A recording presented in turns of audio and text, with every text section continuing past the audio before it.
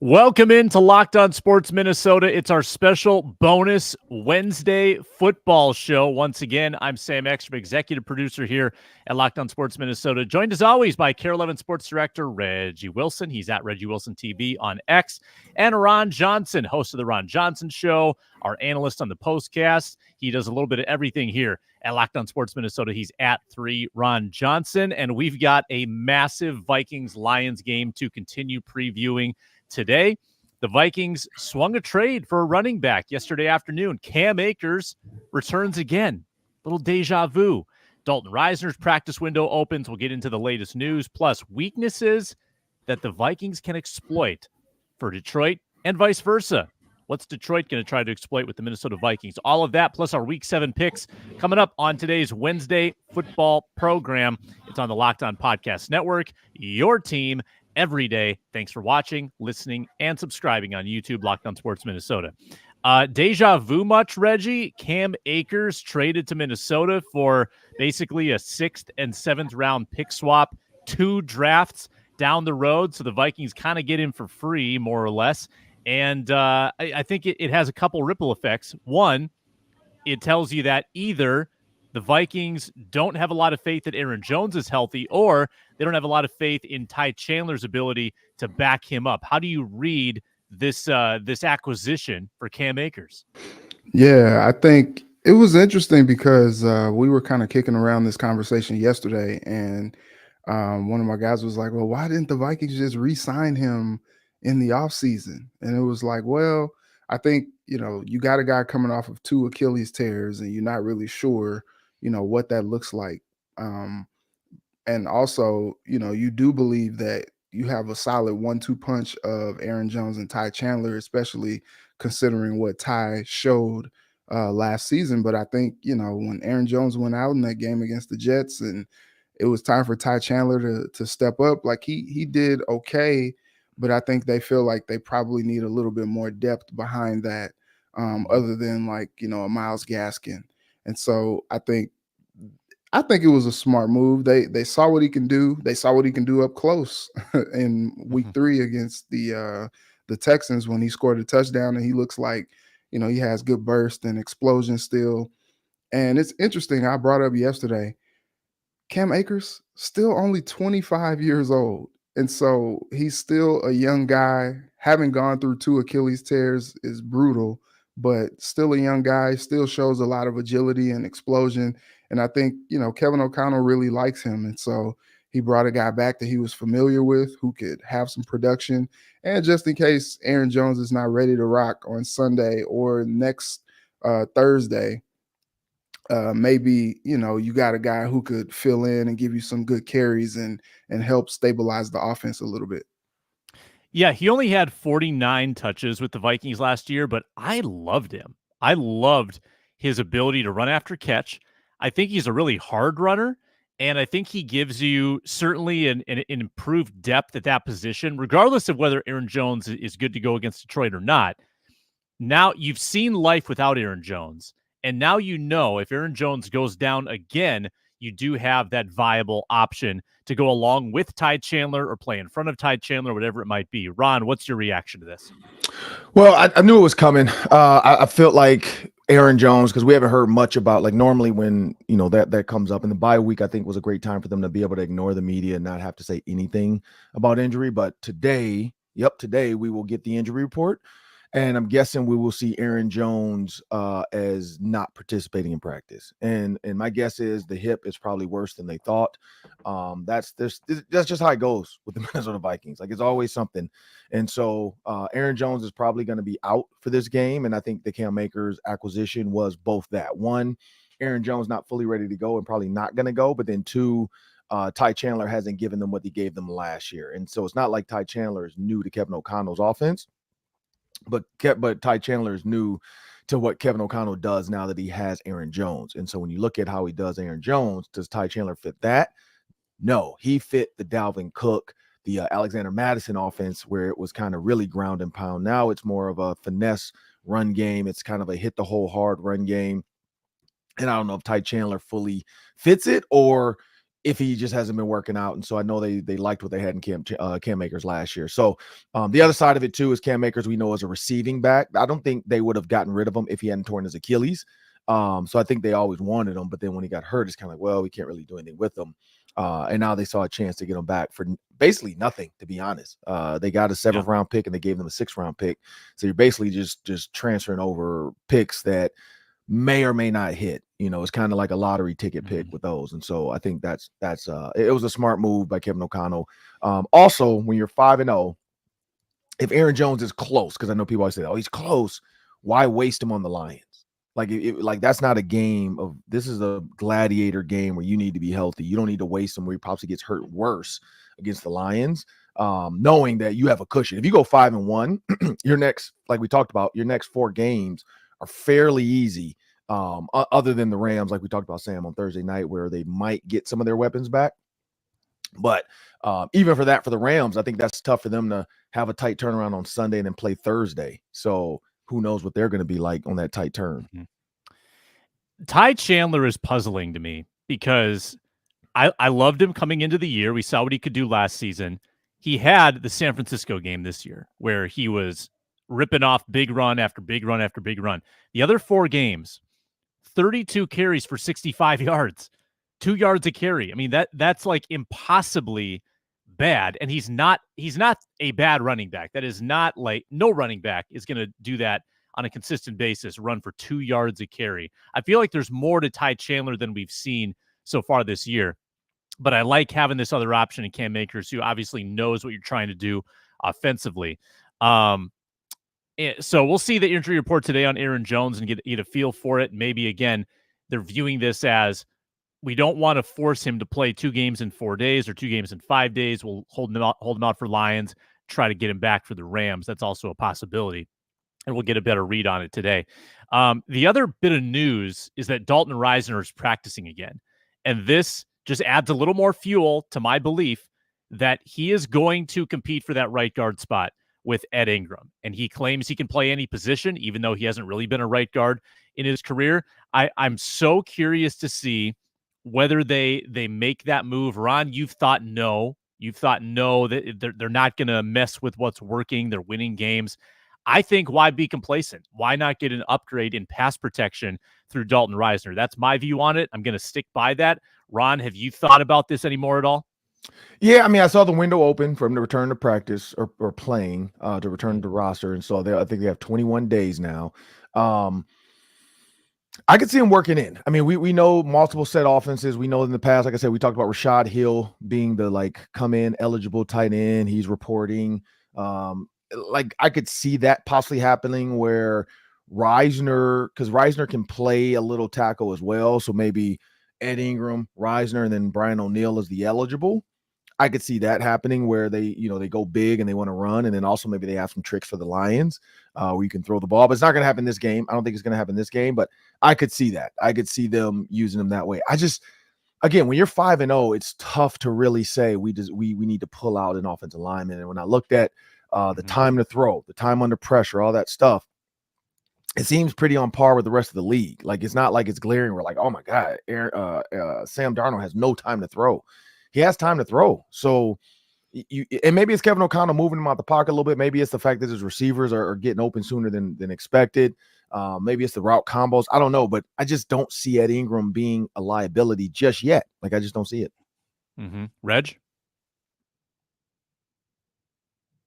So Ed Ingram is a young guy who has a lot of confidence. I think despite how, he plays, despite some of these PFF grades and all that, like, he's a young guy with confidence. And I think you kind of run a risk of crushing his confidence if you make this move. That being said, though, Dalton Risner is a veteran in this league, and he is a good player. And it's like, well, do you just leave a good player just sitting back? But, competition is healthy.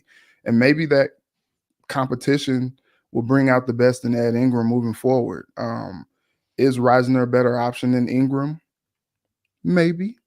But, I think we talked about this before. They drafted Ed Ingram with a lot of promise. And if not for some of the character concerns that, people kind of mentioned. There were people, like Louis Riddick, who had like a first round grade on him.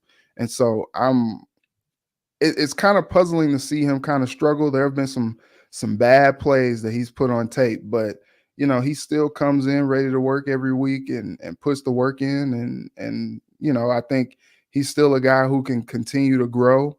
I think seeing what Garrett Bradbury has done in the league kind of shows you that, you don't necessarily want to give up on a young guy too early, because they can show improve some things out there. But it is tough to have a healthy Dalton Risner and not play him and not get him involved, because he is a good player in the league. Yeah.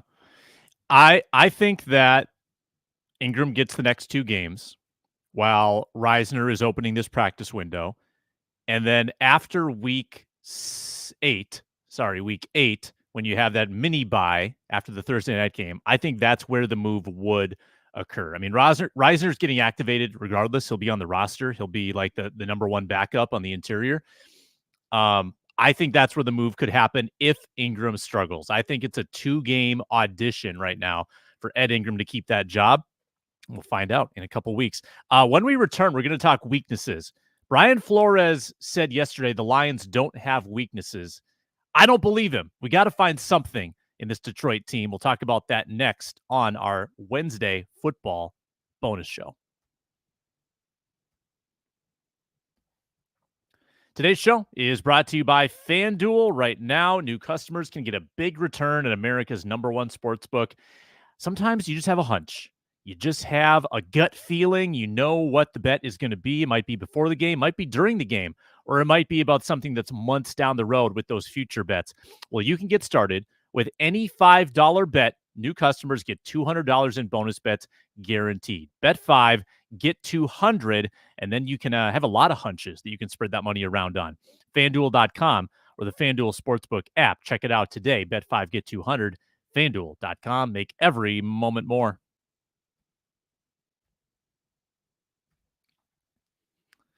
All right, Vikings-Lions Sunday at noon. The Lions are on a roll right now, and they've scored like 90 points in the last 2 games. And Reggie, I understand why Brian Flores would try to say the Lions don't have a weakness, and he's not going to publicly declare where the Vikings are going to attack. But, whether it's the Vikings defense attacking the Lions offense or vice versa, maybe something defensively that the Lions have a flaw in. What do you think the Vikings can exploit on this very good 4-1 Detroit team?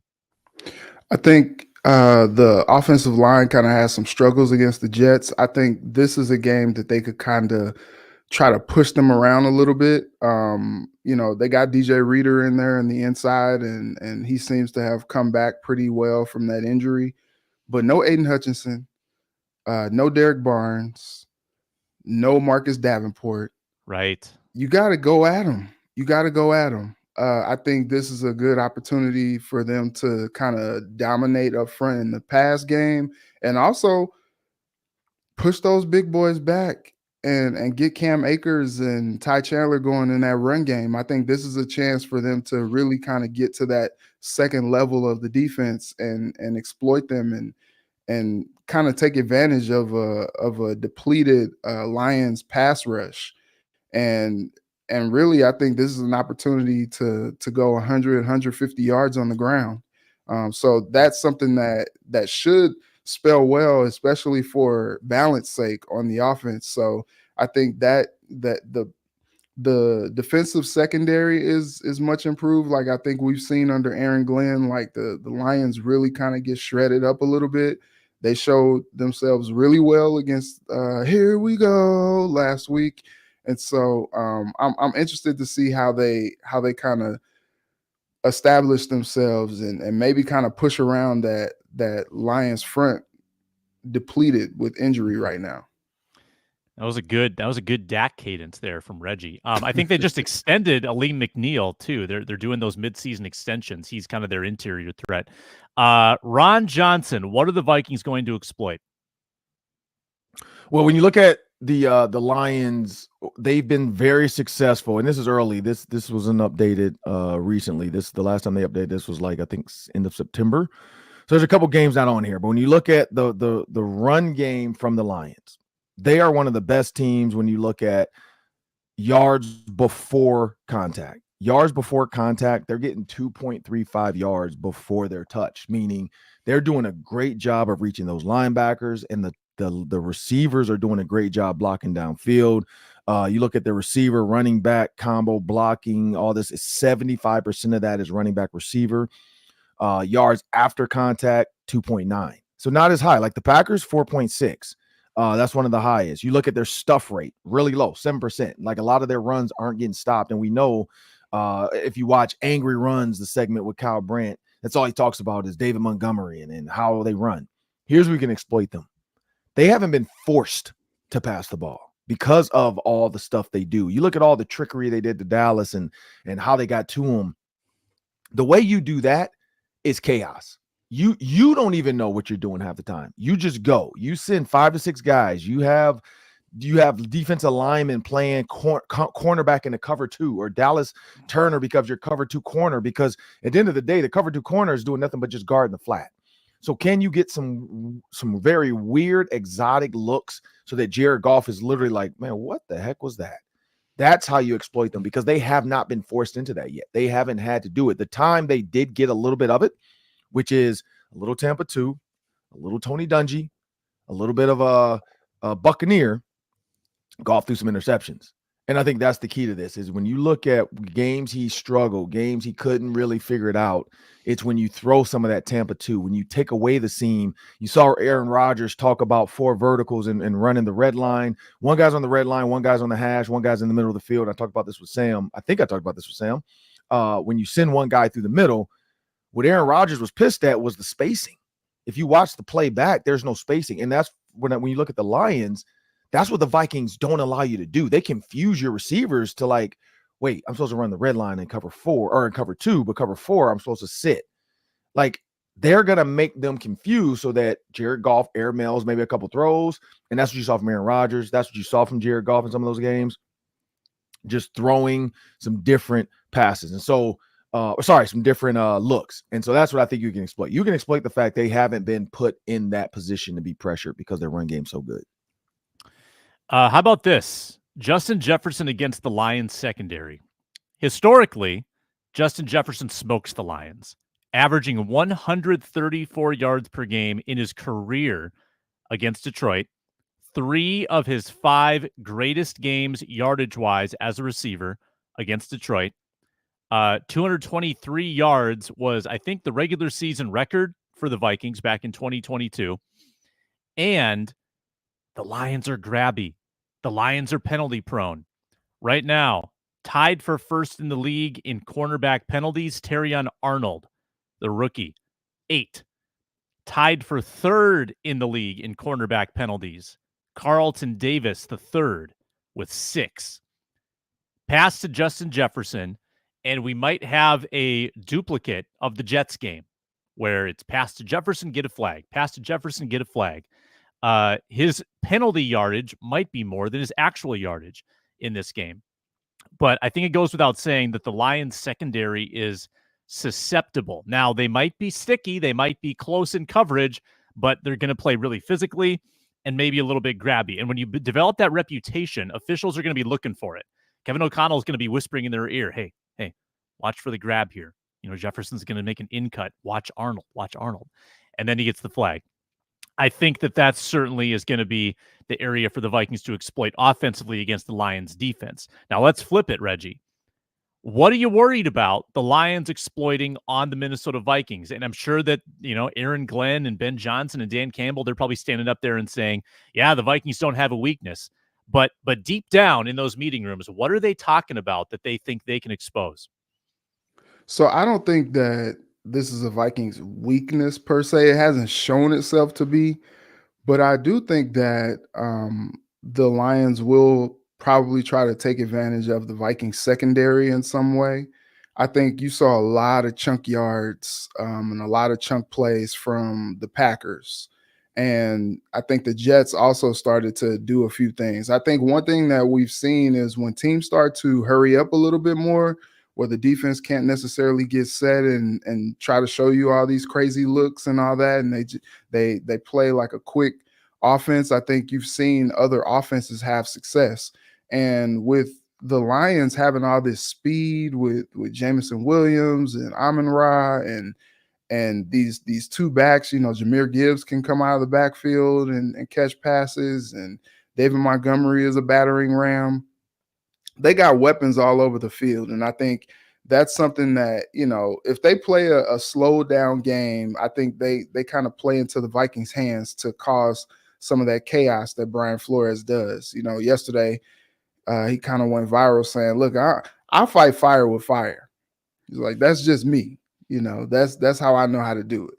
And so I think he is looking forward to going into demon mode on Sunday. But I think what kind of puts a little bit of that at bay is the Lions going hurry up and getting the ball out of Jared Goff's hands, quick draw from, the run game and those type of things are things that I think about because when you look at the depleted pass rush, I don't think that them coming after Sam Darnold is necessarily going to be a problem. Now, I could be wrong. They could try to maybe blitz it up and come after Sam, because we did see that when Sam gets flustered like enough, it kind of knocks him a little bit off his game. I think we probably saw one of the worst games that Sam has had as a Viking last Sunday against the Jets. And so, but I don't know that they have the artillery to do that with the injuries that I spoke of a few minutes ago. So,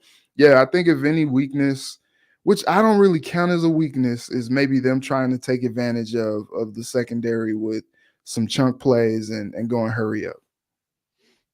Ron Johnson.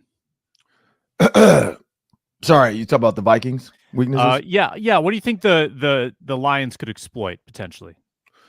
So, honestly, nothing. I think Kevin O'Connell hasn't fully had to get into his bag yet. Like when you haven't you haven't played from behind at all. So the only thing I think they can exploit is the Lions do start fast. Like the Lions play fast. They like to come out early. We know Dan Campbell is super aggressive. And when you think about that, like the Vikings have not, like everybody jokes about it, like, oh, the Vikings haven't played from behind and, and X, Y, and Z. They haven't. They literally have not played from behind, because when you think about first quarter offenses, you think about first quarter defenses, the Vikings have one of the best first and second quarter defenses. So you look at the first down defense, first down offense for the Vikings and for the Lions. The Lions offense, first and second down, is fifth in the NFL for converting first downs, meaning he's super aggressive on first and second down. So what he can exploit is forcing for the first time since week 1 for the Lions to have the lead and the Vikings have to play from behind. When you look at the first down percentage in the first quarter, 33.7. First downs or touchdowns, the Lions are number 2 in the league. So their offense is actually a first quarter offense, one of the best. You look at touchdowns, though, the Vikings have 5 in the first quarter. Lions only have 3. So the Vikings are putting up more points. You look at field goals, same thing. The Vikings have the edge there. They only have 2, and the Lions have they have none or one. One. They have 1 first quarter touchdown or field goal. So when you think about scoring in the first quarter, the Vikings have that edge. Like they have one of the best, if not the best, first quarter offense. That's the only thing I think they can exploit. If they if somehow they get a turnover and then a big play, because we know like after turnovers, the Lions are super aggressive and they like to hit you in the face quick. If somehow the Vikings are down 7 or even 10 in the first quarter or first half, I think that's the only thing they can exploit is like maybe Kevin O'Connell tries too hard to get that lead back because they haven't played from behind. So he hasn't been conditioned yet to understand, like the team itself, like is doubt going to creep in? Do they not have that? Because like the Gophers are opposite. The Gophers have that comeback mentality when they're down all the way to the fourth quarter. You see PJ Fleck just kind of on the sideline, kind of calm, and he's still calling the plays the way they're supposed to be played. The players are still going out there doing what they're supposed to do because they always feel like we have a chance to win these games. For the Lions, they could literally put the Vikings at a different pace because they're like, what do we do? What do we do? We're down 14. How do we play this? And so that's like this doubt creeping. Oh, we don't have Aaron Jones. That's what I knew this was going to happen. Do the fans start to boo and see, here goes the other shoe dropping. There's no run game. Like, we'll see what happens. But the other thing that could happen is the Vikings are probably better than people are giving them credit for. And if they really just put their foot on the Lions' throat, what is America going to say now? Like, what are you going to say? The Vikings are, Ron, first in the league in first quarter scoring. I looked that up. In first half scoring, Vikings are third, Lions are fourth. So It's going to be a battle for the lead. Who's going to lead at halftime in this game? We got a question in the chat from Blowfishes. Do you defer or take the ball if you win the toss? And that might actually create a little bit of a conversation. I think you still defer. I like being able to double dip. But I could see Dan Campbell, who doesn't always, he kind of just goes by his gut, right? I could see Campbell winning the toss and saying, hey, give us the ball. Yeah. I want to score first. I can see Campbell doing it, but for the Vikings, no. You're at home. You want that chance that at the end of the half, you can kick a field goal or maybe even score a touchdown and then come right back out and score another touchdown. So, yeah, you gotta defer. Yeah. And you got to trust your defense. Like, if your defense goes out and gets a 3 and out on the first drive for the Lions, that crowd is going to go nuts. And that's what you want to. You want the crowd in it from the start of the game, because this is, I mean, you got to think about it. They haven't been at home in 3 weeks. So this is the crowd's first time to really like get back in it. I think this is what everybody's looking forward to, is like, this was the game that everybody had circled anyway. And now it means even more. Like, I think at this point, we thought the Lions would be the lead. The Vikings would be 3-2, Lions would be 4-1, and then the Vikings have a chance to tie it up. No, this is even more impactful now, because if the Lions do win, they become number 1.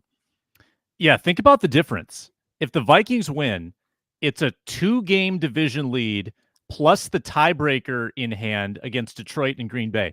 If you lose the lead in the conference, you lose the lead in the division, you're tied with the Lions, they have the tiebreaker, and you're only 1 game clear of third with Chicago and Green Bay breathing down your neck. It's a huge swing game.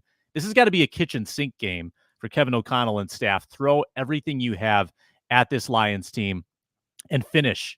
You got to be able to finish. The Vikings have not been a fantastic finishing team the last couple of weeks. The Lions have. The Lions have poured it on late with no sign of let up against Seattle and Dallas. They seem to improve as the game goes on. Vikings are going to have to play a full 4 quarters. I don't think they're going to build a 28-point lead or a cushion to sit on in this game. When we return, a couple interesting headlines, including Sam Darnold's potential next salary. And I pose this question: which Vikings cornerback would you extend if you could offer them an extension tomorrow? That's coming up next on our bonus Wednesday football show with Reggie and Ron. We are brought to you today by a great new partner in Hims. Guys, have you ever felt like you need a little extra boost in the bedroom? It's time you stop worrying about your performance and get Hims so you can feel confident in performing when you're in the mood. Hims is changing men's healthcare by providing you with access to affordable sexual health treatments from the comfort of your couch. The process is 100% online. No need for uncomfortable doctor visits. Just answer a series of questions on their site.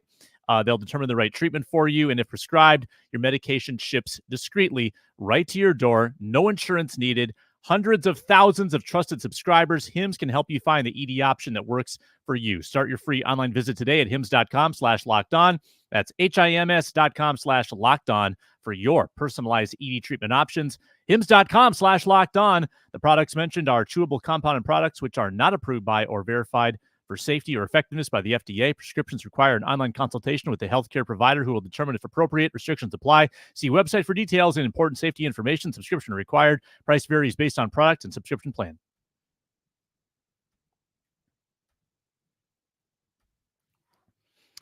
That was good, Sam. That was good. Thank you. Yeah. Thank you. Speed reading. People listening on like 2 times on the podcast app are like, whoa, I couldn't even hear that guy. So the Pioneer Press released a little nugget from Charlie Walters. He likes to stir the pot, Charlie does, with some rumors. And his rumor was that Sam Darnold's next salary could be $50 million. Gasp. It's a big number. Let's see where that ranks in the NFL. There are 9 quarterbacks right now making $50 million or more per year, including Trevor Lawrence, Dak, Jordan Love, Tua, Jared Goff. Like, honestly, the best quarterbacks in the league are not necessarily making the most. It's not about who's best. It's about who signs the most recent deal. I mean, when you think about Sam Darnold maybe going off for like a 35 touchdown season, leading the Vikings to 13, 14 wins, it's actually not that ridiculous to me to think that he could be in that club making 50 million when you see Jordan Love in the club, Jared Goff's in the club, Trevor Lawrence is in the club. Is Sam Darnold at his age that far off from those quarterbacks if he continues doing what he's doing this year? Ron, what's your reaction to that? Man, recency bias. I'm all for, I'm never gonna pocket watch. If that man get 50 and somebody want to give it to him. But you gotta see more than a 1 year thing. And that's what happens to a lot of coaches, a lot of quarterbacks, like Joe Flacco. Joe Flacco goes out, has a great year, not great statistically, great year because he wins the Super Bowl. They give him a ton of money, and then what happens? Nothing. Like, you got to have more than 1 year. Look at Jared Goff. Now, Jared Goff has proven now that he's better, but with the Rams, took them to Super Bowl, and then even Sean McVay kind of was like, I don't know if this guy can get us over the hump. And then he wants to get rid of him, and he wants to get Matthew Stafford, and wins a Super Bowl with Matthew Stafford. But now he realized, like, look, Matt was towards the end of his career. I know that. I got to repair, and hopefully I can get Carson Beck out of Georgia, because could you imagine the Cavender twins in LA? I'm pretty sure like even their social media team wants that. When you think about Carson Beck and the possible options of quarterbacks that are going to fall to the Rams know that. When you look at Jared Goff, the Lions paid him for consistency. He showed year in and year out with them. You're not the best, but you are the most consistent, and we trust that. And so we're going to pay you and reward you. Also, we don't have a Justin Jefferson on our roster that we need to pay. We don't have a tackle right now that we need to pay. We don't have a defensive weapon right now that we need to pay. So it kind of fit what they're doing. And then the next couple of years, Jared Goff's contract is going to look like, oh, this is just a basic contract. And I would say when you look at the numbers, because you threw out some numbers, and I'm looking at like even Deshaun Watson, getting that much money. Like when he first got it, we were like, whoa. And now you look at the average per year, like Dak, 60, like, come on. And so Trevor Lawrence, Jordan Love, Joe Burrow, Tua, Jared Goff, you named them. You go down to Pat Mahomes at 45. That's where I struggle to say 50, because Pat Mahomes is only getting 45. And we know Pat Mahomes has signed a team-friendly deal. His guarantees are like $230 million, I think, or something like that, but it has the ability to make $450 million. Yeah, I was right. Actually, 141. That's a dumb contract. His 141 is his guarantees, but he has the ability to get 230 guaranteed, and then he has a 450 value on that contract. It's kind of a team-friendly deal, long-term, $45 million. Yeah. Other guys are going to pass it. I just don't see 50 when I see 45 from Pat. If I am Sam Darnold, and I know what I've been through, the emotional distress, the scars, 30 million to 25 million still makes you rich. Like, and it also gives your team flexibility to not feel like you're a liability. I don't feel like you can stake a team on Sam Darnold. I think Sam Darnold needs weapons like he has, and I think he needs Kevin O'Connell. So to take that money, go get it. Like if somebody's willing to give you that, give you like a guaranteed Kirk Cousins type deal, 110 or something guaranteed, or 120 guaranteed, 50 a year, which that means they're really only paying for 2 years of 50 million. Go get it. But I just don't see, I personally don't think 50 is his number. I think he's in the 30 to 40. Yeah, I mean, let's peek at the free agents next year, because sometimes it's just all about desperation. If there are limited number of quarterbacks available, then the best available is going to get the most money. So you look at the free agents next year: Darnold, Zach Wilson, Trey Lance, Jacoby Brissett. I mean, like good quarterbacks don't often hit free agency. That's just the reality of the league. They get 1 year out. The teams get nervous about losing them. Sorry, I just got an autoplay ad in my ear. That was really disconcerting. But Reggie, your thoughts on paying someone paying Sam Darnold a 50 mil spot? Why do we do this? I'm with Ron with the recency bias. The guy's played 5 games. Like it's been 5 games. Can we just sit back and just wait until we see more tape? Like, he's coming off, like I said, probably one of his worst games in a Vikings uniform.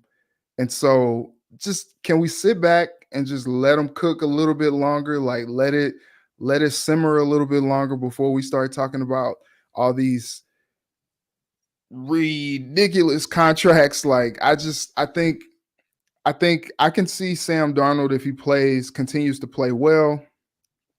I think that, I look at a contract like Geno Smith. He signed a 3-year, $75 million deal. I could see like a 2-year, $50 million, 2-year, $60 million deal or something like that. Like a team being like, oh, okay, we're going to give you a little bit of money, but like, we're not going to invest too much because, we still just don't necessarily know what we're going to get from you.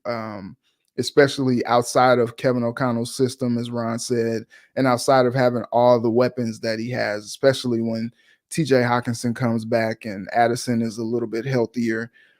He's got bona fide weapons in Minnesota. He's just playing point guard, with the rocket arm. And so I'm just kind of hesitant to commit to saying anything about contracts with Darnold yet, just because like we haven't even made it through half the season yet. So give me a little bit more tape and then we can talk about it. But it's just so funny, man. You have a few good games. He hasn't even thrown for 300 yards in a game yet. And we're talking about giving a guy 50 million. Can we just pump the brakes just a little bit? It's totally fair to ask to pump the brakes. It's just that, look at Jordan Love, right? Jordan Love played 1 year in the league and got that money, $55 million. And the Packers had to decide. They were forced into that decision. Jordan Love went 9-8, 32 touchdowns, 11 interceptions. Very realistic to expect Sam Darnold to exceed that win total, to exceed that touchdown total, and he might win a playoff game. He might have a better year than Jordan Love, who got paid after 1 year. And Sam Darnold could get paid after 1 year showing it in the league. Now, he didn't have the negative, like Jordan Love didn't have the negative years that Sam Darnold had. And that's what might hold Sam Darnold back. That will be the prior performance is what could hold him back. So if people say, well, he thrived in Minnesota, but look at what he did in Carolina, look at what he did in New York, that's what I think prevents this contract from getting that high at $50 million. A little exercise for you as we wind down here. We also are going to make our Week 7 picks. The Vikings, and people aren't really talking about this right now. You don't want to think about it too much, but it's going to be a problem in the offseason because the cornerbacks are all free agents. Griffin, free agent. Gilmore, free agent. Murphy, free agent. You've got Blackman coming off, a torn ACL. So it's not a great cornerback situation. But if you had to extend an offer to one of those starting cornerbacks today and say, all right, we're going to get you back, we're going to lock you up for the next year or two, who would it be? Who would you be extending? Griffin, Gilmore, or Murphy? Ron, who would it be for you? Well, definitely not Gilmore. We know he's his age.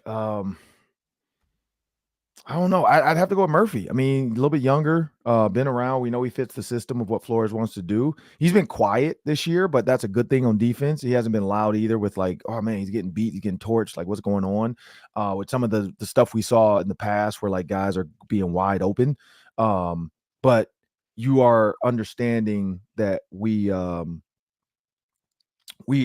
trying to figure out what's going on with this defense. When you think about potential draft picks, I mean, that's the other side of it. Could the Vikings like tank and tie it up and then all of a sudden get what's his name? Travis Hunter? I don't know. You never know. Or make a trade for Sam Darnold. Sam Darnold trade to whoever has the number 1 pick, and then we'll give you Sam Darnold for the number 1 pick. And then there's your $50 million. You get Travis Hunter as a DB receiver to go along with JJ McCarthy. But no, like if I'm doing Byron Murphy. I'm just going off age, strictly age and consistency, and hasn't been on like the injury report at all. Knock on wood. So I'm gonna go with Byron Murphy. Reg, do you agree, or would you go with someone else? Yeah. So, what type of an extension are we talking here? Like a multiple year big money extension? Well, let's take into account the player. So if it's Griffin or if it's Gilmore, I think that's going to be a more reasonable ask. It's probably going to be shorter term, lower money. I think Byron Murphy at age 26 is going to demand the same as he had before or more. I mean, he signed for 2 million or 2 years, 17.5 million. And I think he might make more than that in his next deal. He's still pretty young. So I think that's probably the biggest commitment to Murphy, but he also might have the most upside. Yeah, and what's tough is Byron doesn't play like the outside corner spot. And so you extend him, and now you're not paying him to be a lockdown, shutdown corner, follow the best receiver type of a guy. Even though Byron is very, very talented. Um, I'm just gonna throw a loophole in there just because we didn't establish terms, but Mhm. I'll bring Stephon Gilmore back on a 1 year incentive laden fat contract. I'll extend him just because at this point in his career, teams are still not very prone to throw to him. And Yeah. we've seen, bad Rodgers pass last Sunday resulted in a Gilmore interception. Like he still got shutdown ability. So yeah, I'll do a 1 year nice contract on Stephon Gilmore. Yeah. Yeah. I mean, I think you worry about cornerbacks falling off the cliff when they get to age 30. And Gilmore has gotten to 34 and he's still fine. So there's no reason to think why he couldn't play at 35. Some guys just have that makeup. Patrick Peterson had that makeup, and they brought him back for a second year, and it went pretty well.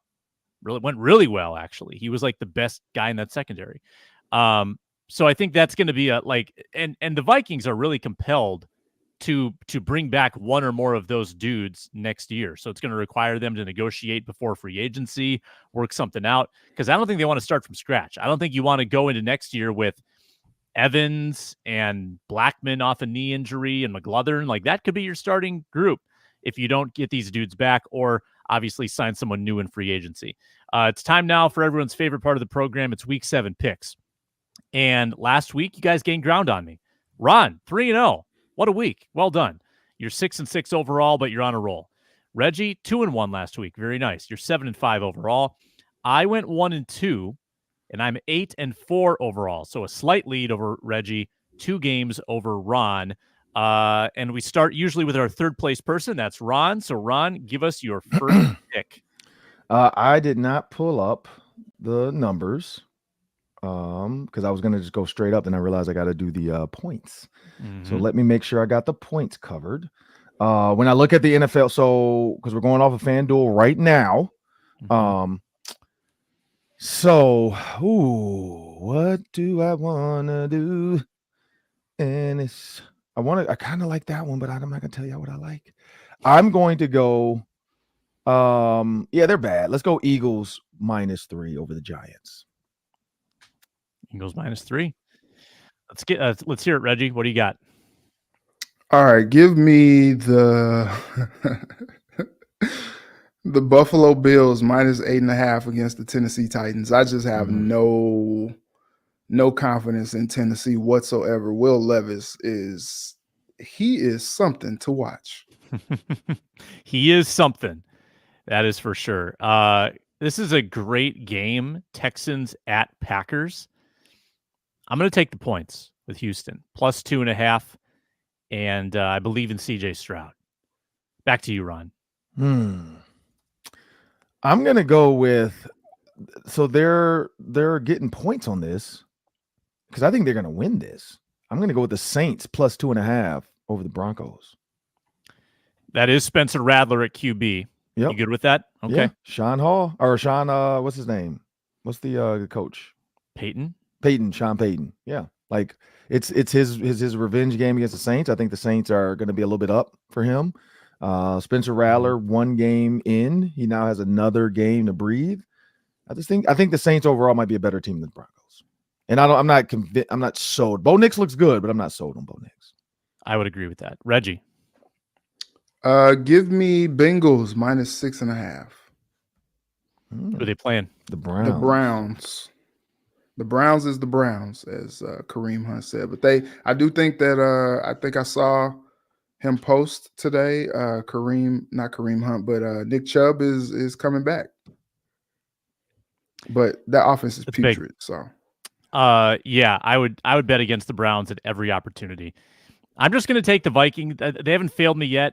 Vikings are perfect against the spread this year, -2.5. Just win by a field goal and get me a W. Vikings -2.5. And Ron, your final pick.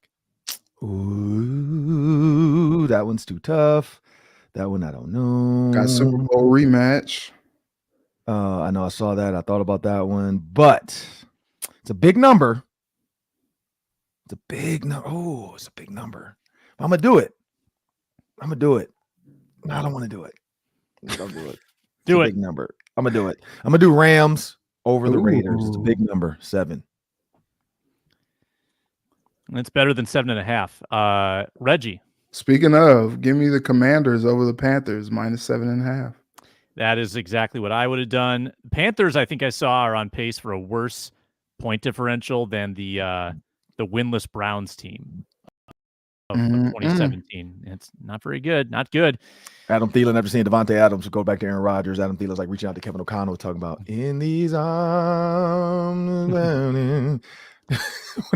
Those things where they're asking people for money for kids. That's Adam Thielen right now. Like, come get me, please, come get me. I don't want to be here anymore. This is not fun. He was like, I came here for dog guys. He's probably like, I came here for you, Sam Darnold. You left me. Come get me. Bring me back. I'm the reason. Like, I came here for you, and you left. Oh, that's hilarious. Yeah, I think I don't know what mojo I dislike more. The Russell Wilson mojo with the Steelers now probably starting, or the Jets just being in desperation mode when getting in Devontae and going on the road now to play Pittsburgh. I like Pittsburgh to just squash them with their defense. I'm going to take Pittsburgh +1.5. Maybe Russ has a little bit left in the tank. Pittsburgh +1.5 to finish out the picks. Steelers country. Let's ride. Yeah. That's the show. And big announcement. The Minnesota basketball party will be back next week reacting to Timberwolves Lakers. It's of great interest to Reggie, great interest to all of us, really. We'll see Bronny. We'll see Julius Randle, DiVincenzo. A lot to discuss next Wednesday. Minnesota basketball party. We'll get Jack Borman, Ben Beacon back in the fold. Vikings Lions on Sunday. Check out the postcast right here, right after the game. Instant reaction to arguably the biggest game in the NFC on Sunday. He's Ron Johnson. He's Reggie Wilson. I'm Sam Ekstrom. Thanks a lot for watching, listening, commenting, and subscribing. We'll talk to you next time.